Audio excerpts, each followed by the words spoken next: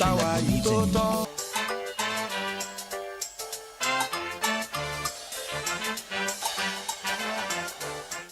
From the studio of iPower 102.7 FM, Emureile, Owo, Ondo State. A very good morning to you and welcome to another beautiful edition of In the Papers, a newspaper review program on iPower 102.7 FM, Emureile, Owo, Ondo State.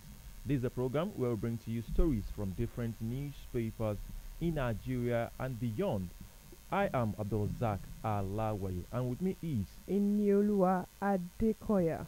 Before moving on to the headline of today, we'll go on a short break. When we come back, we'll give you details of the headlines.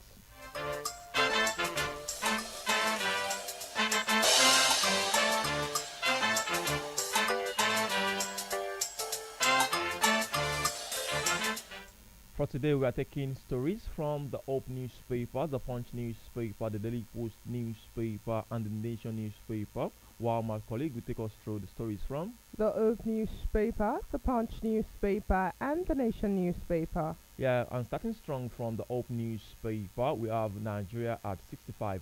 Arogbofa call for real federalism, collective responsibility in nation building. And beginning from the Hope newspaper too, recurring fake kidnap troubles Ondo CP lament. Moving straight to the Punch newspaper, where we have Southwest states tighten borders amid banditry surge in Kwara State. Still on the Hope newspaper, Fagbemi demands appellate system in ECOWAS court. Moving swiftly to the Daily Post newspaper, where we have no Nigerian president deliver inspiring speech after 1960, says Kuka. I take a flight on the Punch newspaper. PDP convention must be fair, inclusive, says Makinde. Let me join you shortly on the Punch newspaper as well. We have obese camp reject dollarized primaries in 2027 race. Still on the Punch newspaper, NPU hails Fubara's peace effort, task Nigerians on unity. Away from that to the Nation newspaper, judges appoint now more transparent, says CGN Kekere Ekun. Still on the Punch newspaper, Borno district head flees to Cameroon after terrorists burn palace. On the Punch newspaper as well, we have NAFDAC destroys 15 billion naira fake and expired drug in Oyo. Still on the Punch newspaper, Gombe uncovered 440 ghost workers, saved 4.5 billion naira, says governor. Away from that to the Daily Post newspaper, stray bullets kills Osun graduate after NYC call off. Moving to the Nation newspaper, Tinubu insists work must continue despite stoppage of the NNPCL tax credit, says Umahi. On the cable newspaper, Genjo, I will run for Lagos governorship in 2027, ready to back Sheyi Tinubu if he clinches APC ticket. Still on the Nation newspaper, First Lady launches Flow with Confidence menstrual hygiene initiative in Gombe. Let me join you shortly on the Nation newspaper as well. We have Students Loan Initiative gets kudos. I never said I will step down for another aspirant, says Atiku, and that is coming from the Nation newspaper as well. On the Daily Post newspaper, APC lacks spirit of democratic sponsorship, says PDP. Still on the Nation newspaper, 8 Osun monarchs threaten Oluwo over false accusation against Oni. Still on the Daily Post newspaper, Uzadin Masak Civil Service Commission boss. Back to the Punch newspaper, TED Fund engage North Central stakeholders on education reform. And lastly, from the Nation newspaper, Zulu meets Niger Republic counterpart on cross-border security. And with that, we will take a short break. When we return, we will give you the details of the headlines read out to you.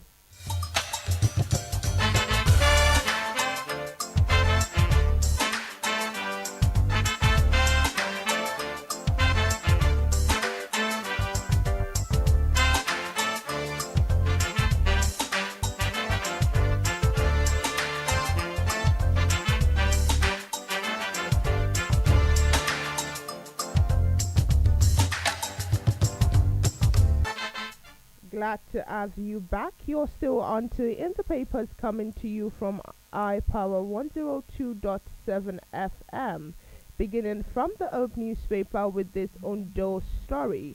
Recurrent fake kidnap troubles, Ondo CP laments, and now the details. Ondo State Commissioner of Police ADEKOYA has raised an alarm over the rise in cases of fake kidnaps in the state, warning perpetrators that the command will not relent in ensuring they face the full wrath of the law. Lawal, in an exclusive interview with newsmen, revealed that the command received several reports of kidnap, which later turned out to be false alarms. According to him, some individuals deliberately raised fake kidnap alerts to exploit unsuspecting family members and members of the public.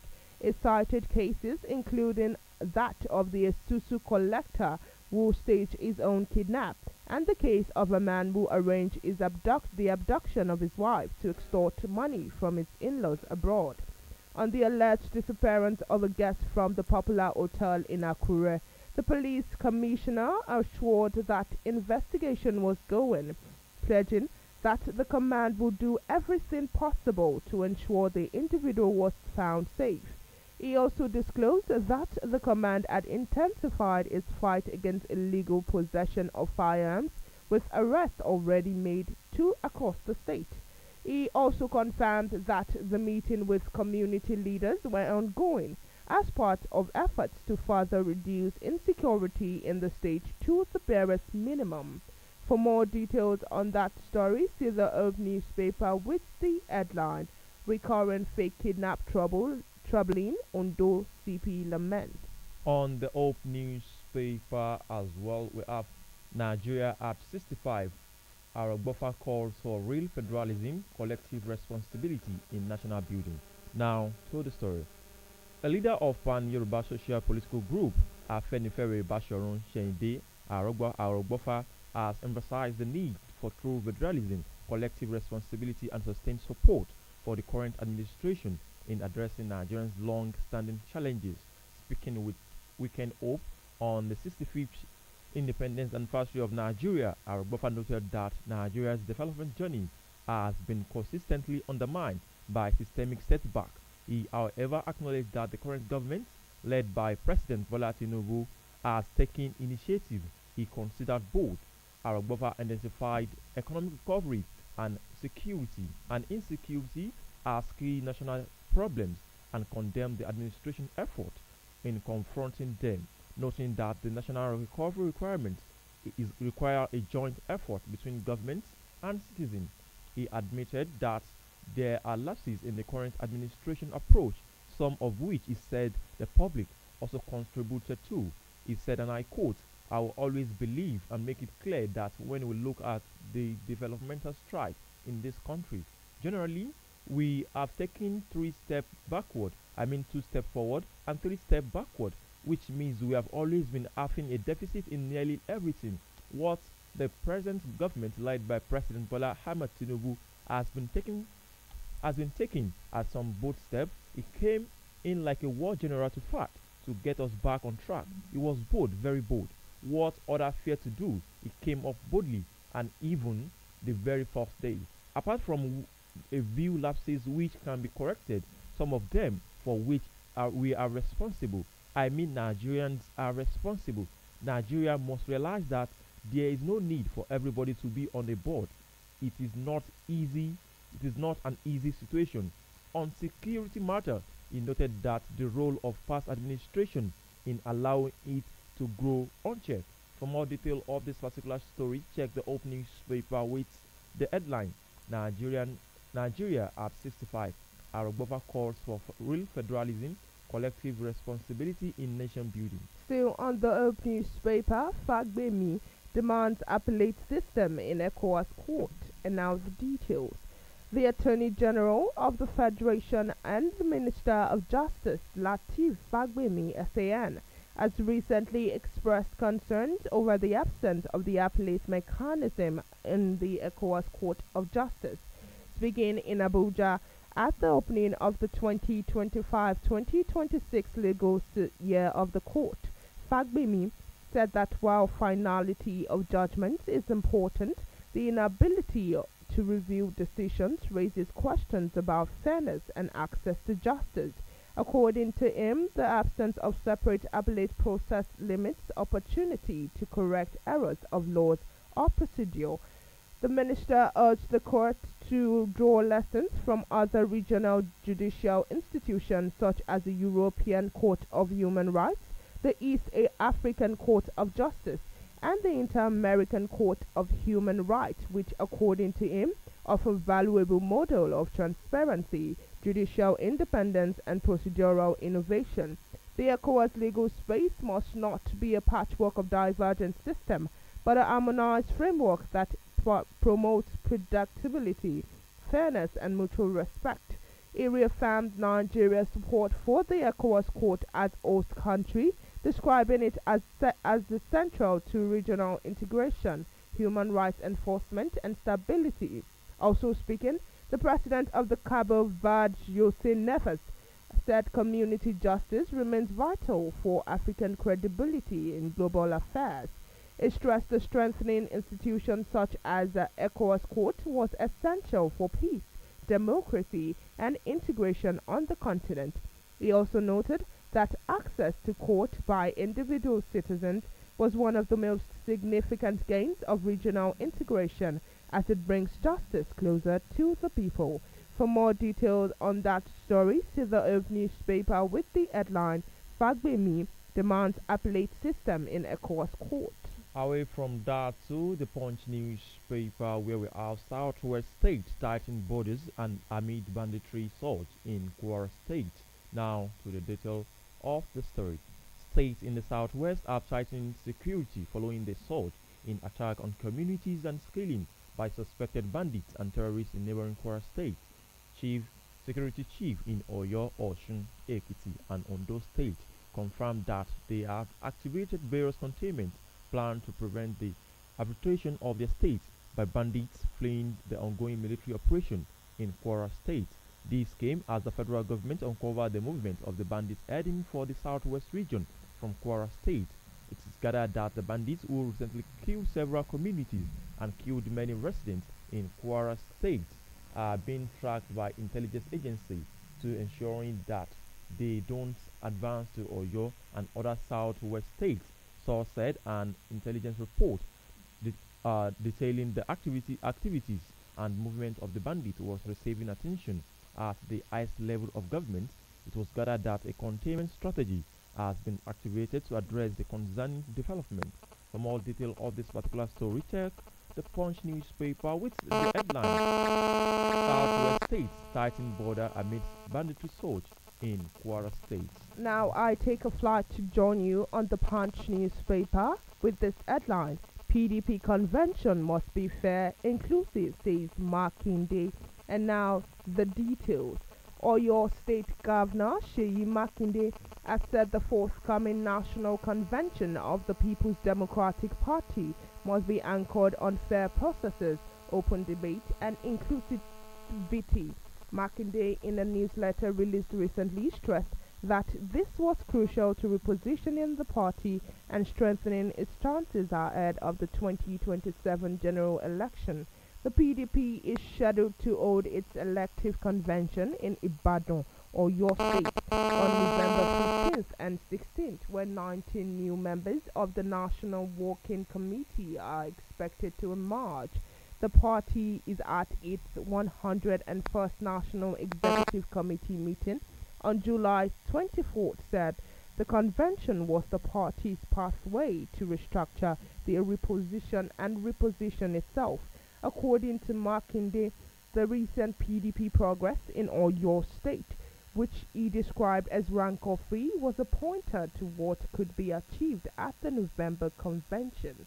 He said, and I quote, "We must guard this momentum. A convention grounded in fair processes, open debate, inclusivity, and respect will not only strengthen our party internally, but also send a powerful message that politics can be dignified." It will show that we can manage disagreement without disunity and that ambition can be channeled into constructive progress rather than conflict. For more details on that story, the Punch newspaper has it with the headline PDP convention must be fair, inclusive, says Makinde. Moving on with another story coming from the Daily Post newspaper. I think we have a call. Moving on with another story coming from the Daily Post newspaper. No Nigerian president delivered aspiring speech after 1960, says Kuka. Now to the story. Catholic Bishop of Sokoto Diocese Matthew Azan Kuka has said no Nigerian president has been able to deliver a memorable speech with the same impact as one given at our independence in 1960. Kuka spoke while fielding questions on a Rise Television primetime program on Thursday, noting that Nigeria has failed to create a unifying national dream. The referring cleric noted that national building thrives on methodology and vision that stir collective imagination, citing the American dream as an example. Kuka added that Nigerians' military leaders, by suppressing intellectual engagement in governance, prevented the growth of ideas that could have shaped a stronger nation. He said, and I quote, "Nation building is about methodology, it is not about reality. The America today is a myth, the American dream. But you see, Nigeria has not had the ability and the capacity to create a dream." For more detail of this particular story, check the Daily Post newspaper with the headline, "No Nigerian President Deliver Aspiring Speech After 1960, says Kuka. Still on the Punch newspaper, NPU hails Fubara peace effort task Nigerians on unity. And now the details. The national president for the Northern People's Union, Al-Haji Abu Mohammed, has called on Nigerians to shun divisive tendencies and embrace peace, unity, and tolerance as the nation marked its 65th independence anniversary. Speaking at the press conference held in Kaduna, Mohammed said the union was established to promote national cohesion and fight social vices such as tribalism, religious intolerance, and moral decay that, according to him, had continued to undermine Nigerians' growth. He noted that the organization, which draws its membership from the board of network of civil society group and non-governmental organizations across the world, was determined to emancipate citizens from the grip of anti-democratic tendencies and foster a new culture rooted in justice, equity, and respect for human dignity. According to him, the group is not a political association but a social movement committed to reawakening national values and inspiring a new sense of belonging among Nigerians. The Northern People's Union, he stressed, had been deliberate in designing programs that target young Nigerians with empowerment schemes, skill acquisition initiatives, and mentorship opportunities to prepare them for the future. For more details on that story, the Punch newspaper has it with the headline, "NPU hails Fubara's peace efforts task Nigerians on unity." On the Punch newspaper as well, we have Obi wants to join the Rise primaries. Obedient reply Atiku Abubakar. If you are just joining, you are onto In the Papers, a newspaper review program on iPower 102.7 FM in Murele, Owo, Ondo State. You can connect with us or join us on our Facebook, Instagram, TikTok, or X, formerly known as Twitter, on iPower 1027 FM. You can also reach out to us by calling to share your view, perspective, or opinion about the headline story read so far on 081 65524699. 081 65524699. We'll go on a short break. When we come back, we'll give you details of further story and more.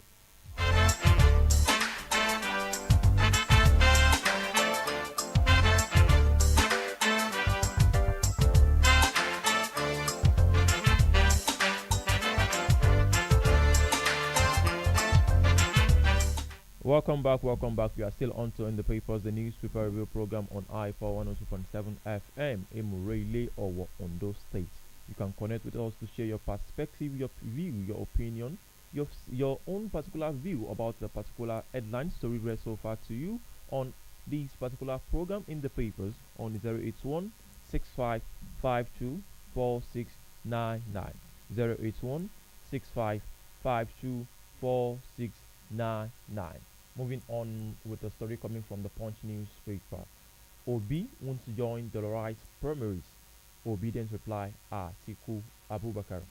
Supporter of former Labour Party presidential candidate Peter Obi have reacted to the ex-Vice President Atiku Abubakar over his vow not to step aside for any aspirant in his quest to secure the African Democratic Congress ticket for the 2027 presidential race. The obedience movement, Obi's court-like fellowship, dismissed Atiku's posture as mind games, insisting that their principle would never be caught in the murky politics of vote buying or dollarized delegate inducement that dominates Nigerian political parties. Speaking with the Punch newspaper, the national coordinator of the group and Obi's former campaign spokesperson, Dr. Yunusa Tanko, said Obi's political ideology stood in sharp contrast to the transactional politics that other politicians had normalized. He said, and I quote, I am happy Atiku is saying what he has in mind. It shows that there is something we can hold him accountable for. But Peter Obi is willing to bring new political ideology into the system. I can say it authoritatively that an Obi will never go into a primary election where he has to buy out the delegates.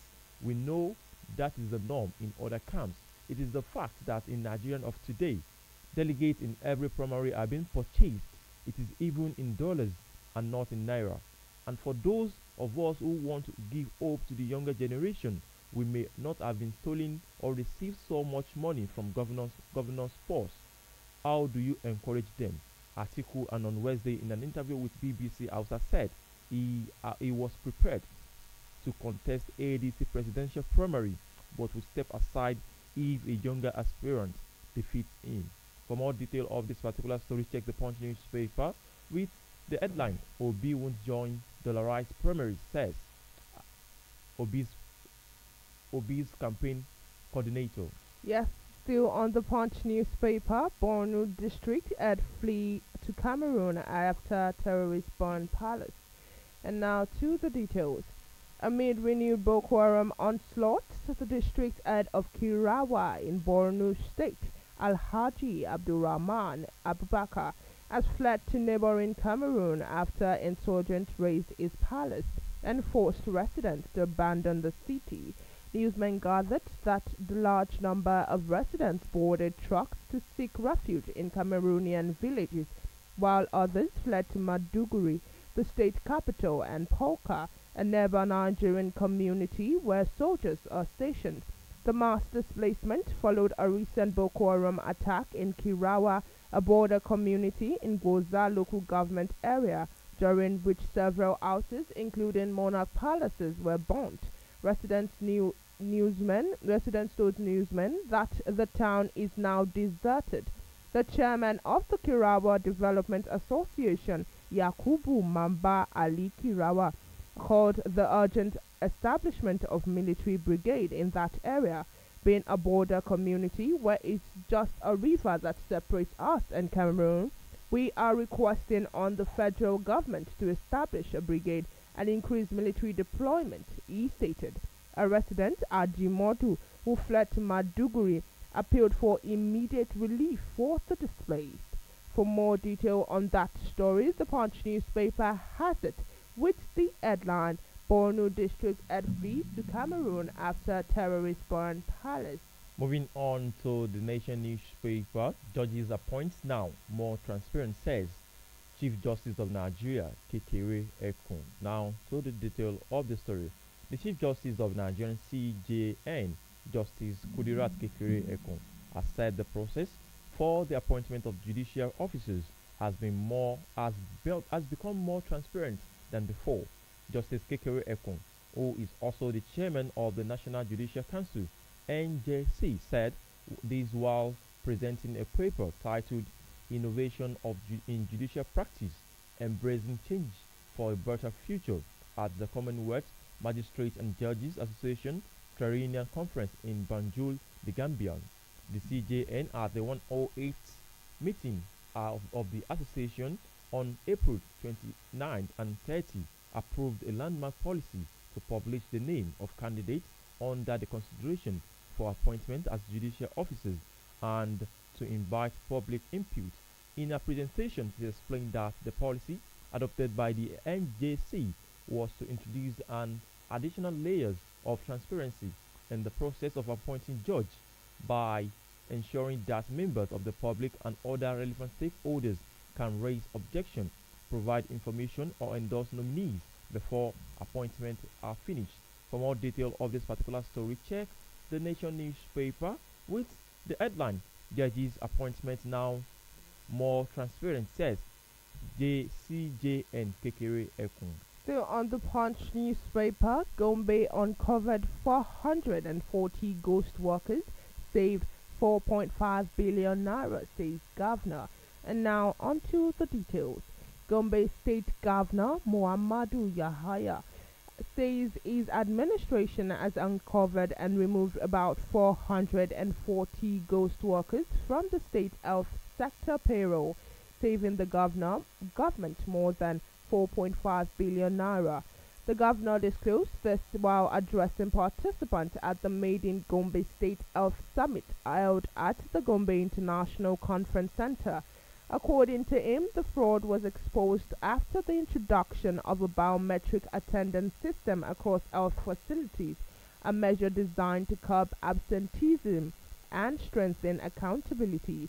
He explained that the measures formed a part of the border reform agenda aimed at overhauling the state's health sector, which he described as being in poor shape while he assumed office in 2019. He said, and I quote, "From revitalizing our primary healthcare centers to modernizing secondary facilities and establishing contributory health and pharmaceutical schemes, our vision has been to create a seamless, comprehensive healthcare ecosystem for Gombe." For more details on that story, see the Punch newspaper with the headline Gombe uncovered 440 ghost workers, says 4.5 billion naira, says governor. Let me join you shortly on the Punch newspaper. NAFDAC destroys 15 billion naira fake expired drugs in Oyo State. Now to the detail of the story. The National Agency for Food and Drug Administration and Control on Thursday destroyed fake, expired and substandard and falsified drugs and products valued at 15 billion naira in Ibadan, Oyo State. This was announced by the Director General of the agency, Professor Mojisola Adeyeye, during the destruction in Ibadan, the state capital. Represented by NAFDAC's Director of Investigation and Enforcement, Martins Iluyomide Adeyeye, said the agency remained resolutely committed to ensuring that food, drugs, cosmetic, medical devices, chemical, packaged waters, and drink were safe, wholesome, and effective for human consumption. He said, and I quote, "There is no doubt that drugs are a critical aspect of NAFDAC's mandate, and the agency has established strict guidelines governing the licensing, sales, and distribution of drug products. The products were destroyed today include expired, counterfeit, uncontrolled, unregistered, and banned drugs such as anagim, cocodamol, codeine, cough syrup, tramadol, oxygen, and more. The estimated street value of these products being destroyed today stand at 15 billion naira only." He stated that the destruction of those products would eliminate the risk of their re-entry into the Nigerian market. For more detail of this particular story, check the Punch newspaper with the headline NAFDAC destroys 15 billion naira fake expired drugs in Oyo. Yes, still on the Punch newspaper, NBA kicks as police begin tinted glass permit enforcement. And now the details. The Nigerian Bar Association has vowed to provide free legal services Nigerians harassed by the police over the controversial tinted glass permit, which it described as illegal. The MBA, through the section of on public interest and development laws, said the police had no constitutional basis to impose fees or annual renewals on motorists, warning that enforcement of the policy was both unlawful and revenue-driven scheme. In a statement released recently, the chairman of the MBA Public Interest Litigation Committee, Olukunle Edu, said, and I quote, "We shall invoke the power of the court to ensure that Nigerian police force does not trample on our rights as Nigerians. Any citizen who is harassed by the police in the purported enforcement of the illegal tinted glass permit should feel free to contact any of the MBA branches. The Human Rights Committee of the 130 branches of the MBA in Nigeria are ready to offer pro bono services to anyone who is harassed. It has been estimated that the police may generate at least 3 billion naira within a month from monies that will be collected, thus turning the police into a revenue generating agency of the federal government instead of focusing on more serious issues of criminals." In a letter to the Inspector General of Police dated October 2nd, 2025, the MBA remanded the force of the pending suit FHS ABJCS 1821-2025 before the Federal High Court, Abuja, which challenges the legality and constitutionality of the policy. The association said the police have a duty to maintain the status quo ante bellum until the court rules. For more detail on that story, check the Punch newspaper with the headline, "MBA kicks as police begin tinted glass permit enforcement." Away from that to the Daily Post newspaper, stray bullet kills Osun graduates after NYC call-up. Now to the story. A fresh graduate of Osun State College of Technology, SRK, Osun State, identified only as Taurid, has been confirmed dead. Taurid was hit by a stray bullet during the clash between rival court group in the community. The tragic incident reportedly occurred on Tuesday, September 23rd, shortly after Taurid had collected his National Youth Service Corps NYSC call-up letter from the institution. According to eyewitness, the violence began a day earlier on Monday, September, when suspected cultists clashed near the school premises during the sign-out celebration of final year students. A student of the institution who spoke on condition of anonymity revealed that gunshots were heard during the event, forcing students to flee for safety. He said, and I quote, "We were signing out after our exams in the afternoon when we suddenly started hearing gunshots outside the school premises. Everyone ran for cover. It was later that we discovered that a final year student had been killed by cultists. It was a terrible situation."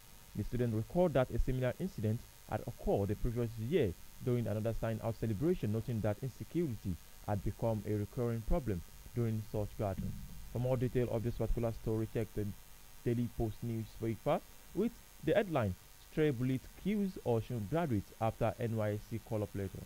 For comments and contributions to any of the stories read out to you, the number to call is 0816-552-4699. I repeat the numbers again, 0816-552-4699. And you can also join us on our social media handles on Facebook, Instagram, and TikTok at iPower102.7 FM, and on X at iPower1027. Now moving to the Nation newspaper with this headline, Tinubu insists work must continue despite stoppage of NNPCL tax credit, says Umahi. And now to the details. Minister of Works David Umahi said that President Bola Tinubu has ordered continuation of all road projects previously funded by the NNPCL tax credit. Umahi, who acknowledged the funding challenges following the suspension of the NNPC tax credit funding, said President Tinubu remained focused on delivering durable roads despite criticism from some quarters. The NNPCL in 2021 launched the first phase of funding road projects with the 621.24 billion naira for the reconstruction of 21 roads across the 6 geopolitical zones. Roads affected were the Ilorin, Jeba, Mokwa, Bokani Junction Road, Section 1 and 2 in Kwara and Niger States, and the Suleja Mina Road, and emergency repairing along the Mokwa Makera Tejina towards the Kaduna State border. The checks showed that in 2023, the NNPCL got approval to invest 1.9 trillion naira in reconstruction of 44 federal roads, including the Eastward Road, the Port Harcourt on Junction upgrade, and the Eket bypass, and the construction of the Nembe Brass Road in Bayelsa State. Umahi, who was accompanied by Governor Monday Okpebolo, spoke in the Benin City during an inspection of the Benin Warri Dual Carriageway bypass. Umahi announced that President Tinubu has approved that the 100-kilometer stretch of the Lagos-Calabar Coastal Highway pass through Edo State. For more details on that story, the Nation newspaper has it with the headline, Tinubu insists work must continue despite stoppage of the NNPCL tax credit, says Umahi. Moving straight away to the cable newspaper where we have John Doe, I will run for Lagos governorship in 2027, ready to back Seyi Tinubu if he clinches APC ticket. Now to the story. Abdulaziz Adeniran, the People's Democratic Party (PDP's) governorship candidate in Lagos during 2023 election, says he will contest the seat again in 2027. Adeniran, popularly known as Jendol, spoke on Politics Today, a China's television program. He also pledged to support any candidate, including Seyi Tinubu, son of the president, Bola Tinubu, if he emerges as the All Progressive Congress (APC) candidate in the state.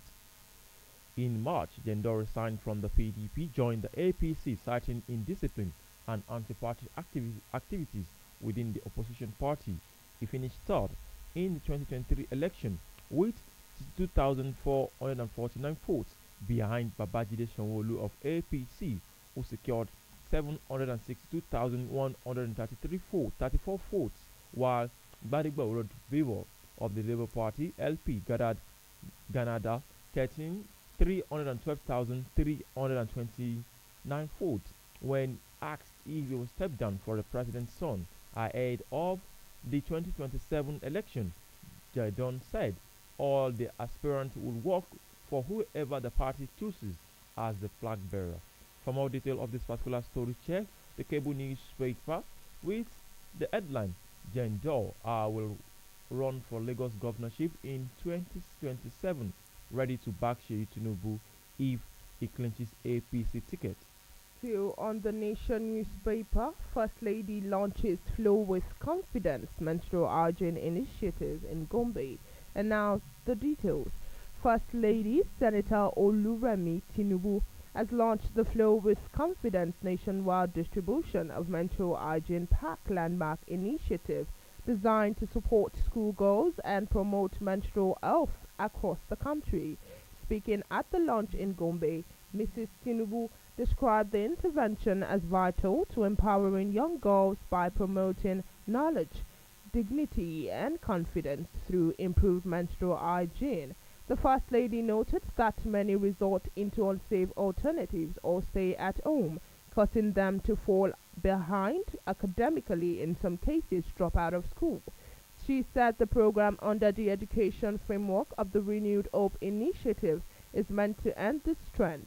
Mrs. Tinubu disclosed that all states and the Federal Capital Territory would each receive 10,000 packs of disposable sanitary pads through state First Ladies and RHI coordinators targeting vulnerable schoolgirls in rural communities.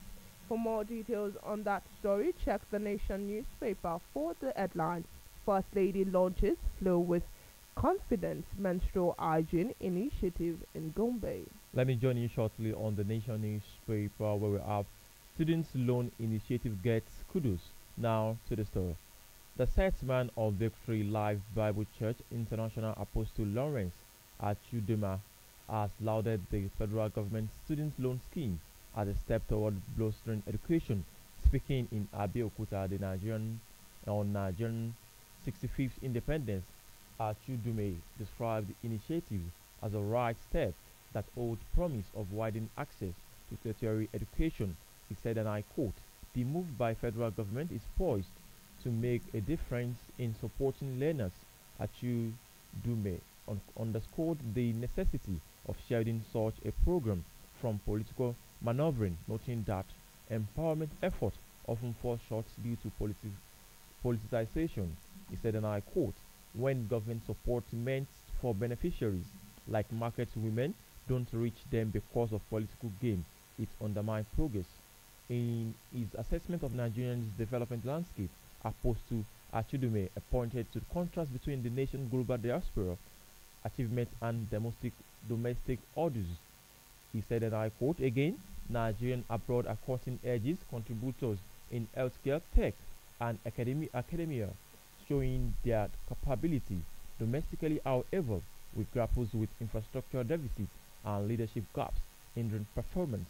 They declared the decreed hardship affecting Nigerians and criticized vote buying during polls involving petty hands out. For more detail of this particular story, check the Nation newspaper with the headline "Student Loan Initiative Gets Kudos." Yes, still on the Nation newspaper, I never said I will step down for another aspirant, says Atiku. And now on to the details. Former Vice President Atiku Abubakar has denied media reports suggesting that he planned to step down from the 2027 presidential election for another aspirant. In a statement by his media aide, Paul Ibe, the former vice president insisted that such reports were based on a distortion of his recent interview with the Hausa service of the British Broadcasting Corporation. He said in his comments that he would support any candidate that defeat him in the primaries was being misconstrued. The statement reads, and I quote, "It has become necessary to clarify certain misrepresentations arising from reportage of the interview granted by His Excellency Atiku Abubakar to the BBC Hausa service by some sections of the media.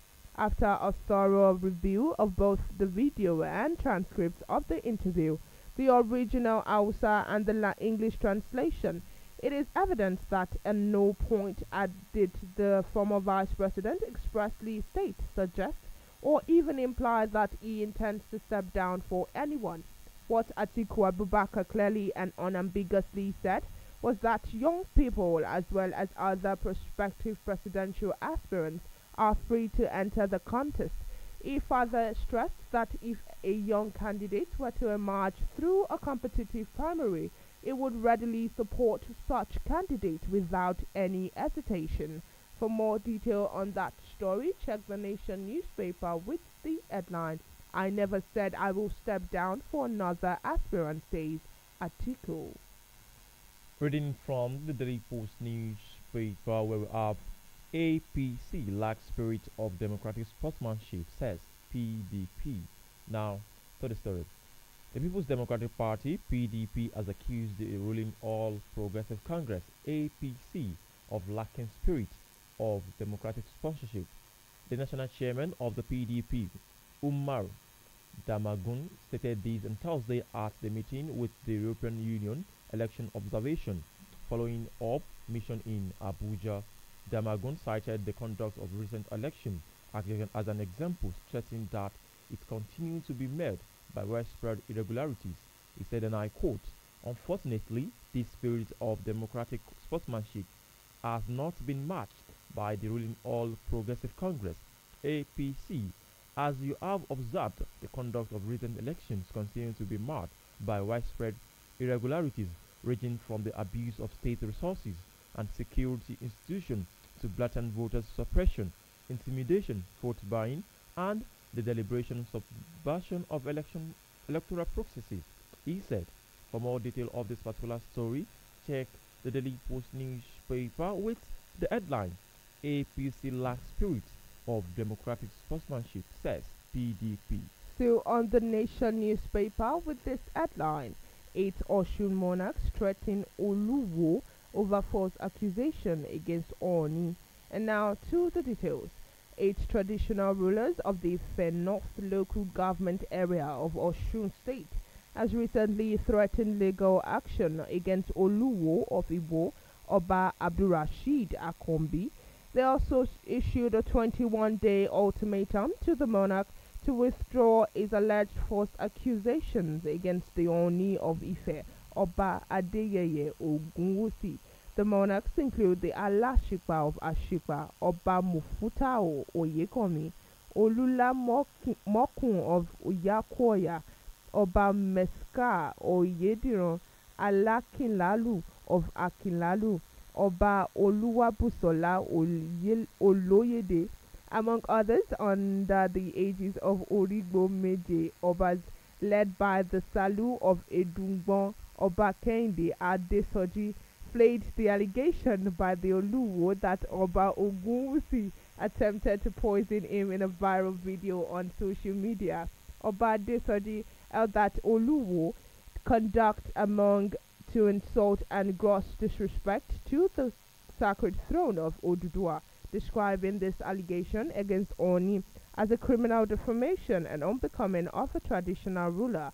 It recalled that activities of the Oluwo in the past, which led to his suspension from the meeting of the Osun State Council of Obas after assaulting the Agbowu of Ogagba during a peace meeting, insisted that the recent outbursts of the Oluwo were aimed at ridiculing the institution of traditional leadership in Yoruba land, warning that such behaviors would not longer be tolerated.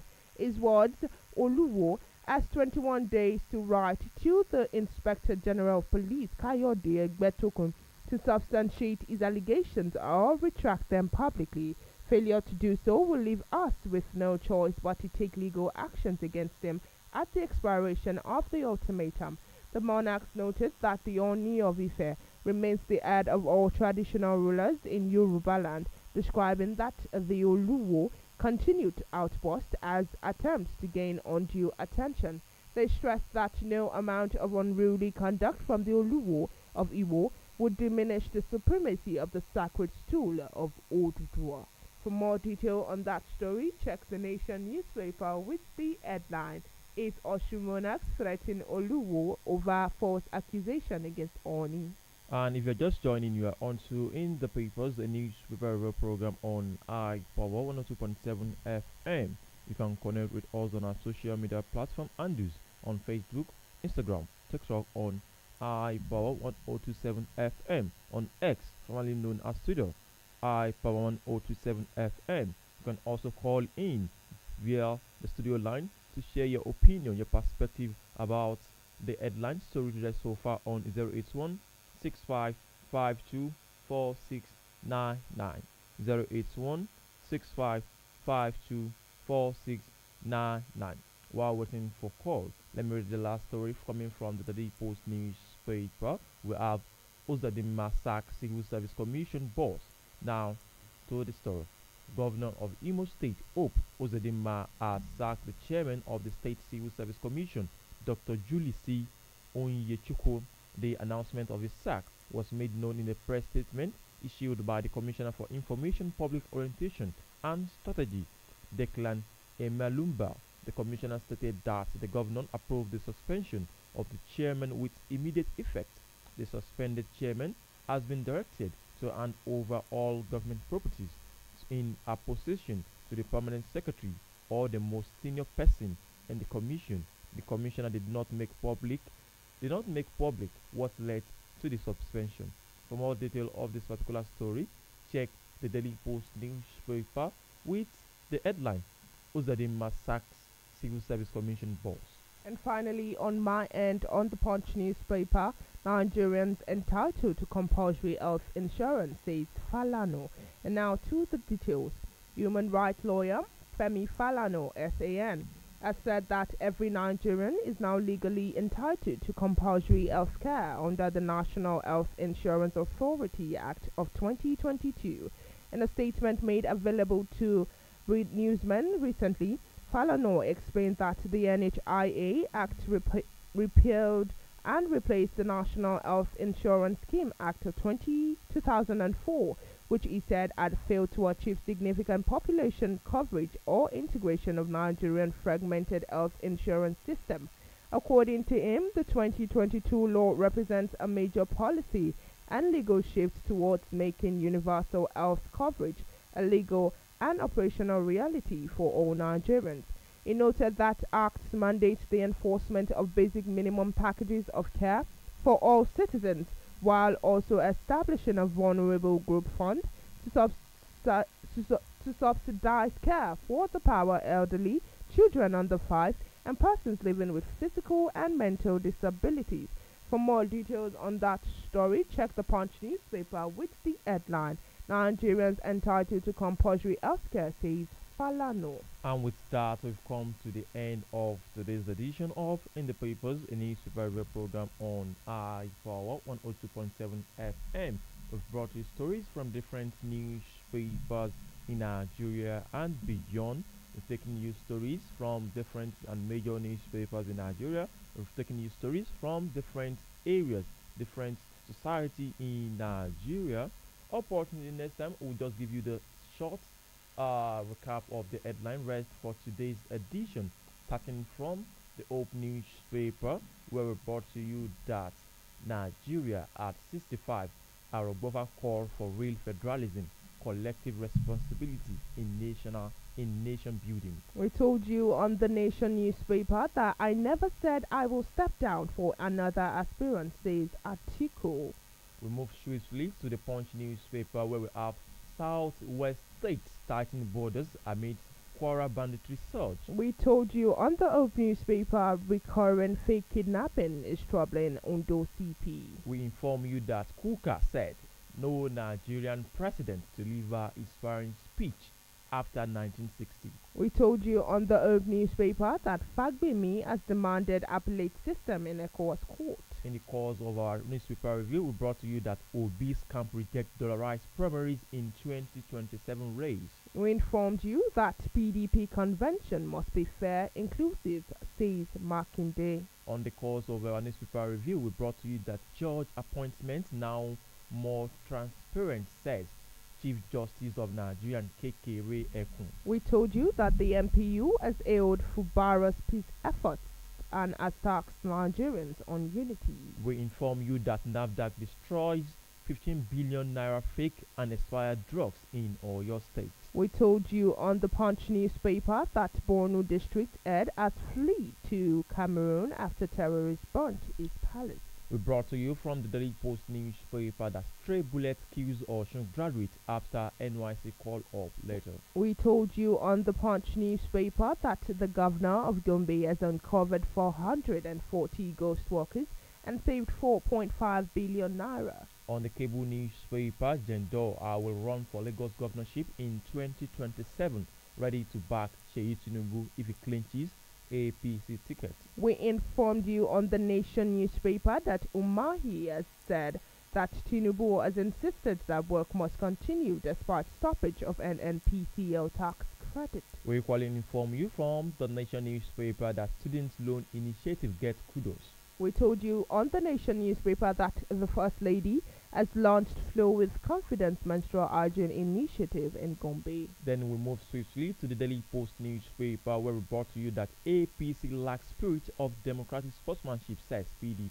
And finally, on my end, we informed you on the Nation newspaper that 8 Oshun monarch have threatened Oluwo over false accusations against Oni. Also, the last story from my side as well, Ozodinma sacks Civil Service Commission boss. Yes, and with that, we've come to a wrap on today's edition of In the Papers. We have taken you through major headlines from newspapers within and outside Nigeria, and we hope this review has kept you informed on key issues shaping conversations today. Do stay tuned for more updates and programs coming your way shortly. On behalf of myself, INIOLUWA, ADEKOYA, and my colleague, ALAWAYE. Many thanks to you for joining us. Until next time, have a productive and pleasant day. A very good morning to you.